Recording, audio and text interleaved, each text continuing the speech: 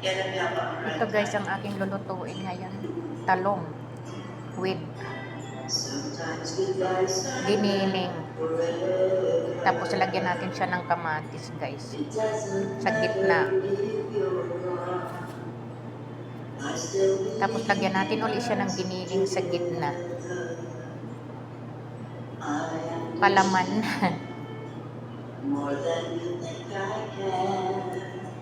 Yan. Ganda siya, di ba?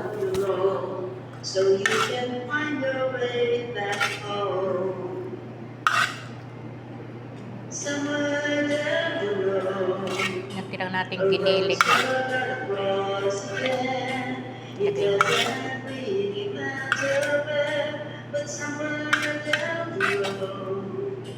I know the heart of yours will come to see that you belong. Ang ganda oh. Tapos talagyan natin siya ng It's just another way to say I always gulay. love you so. Vegetarian sila ngayon. Tapos lagyan natin ng sili.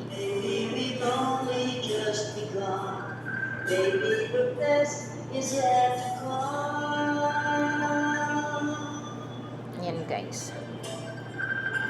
Tapos lagyan natin siya ng bill paper na design. Bulaklak. Yan.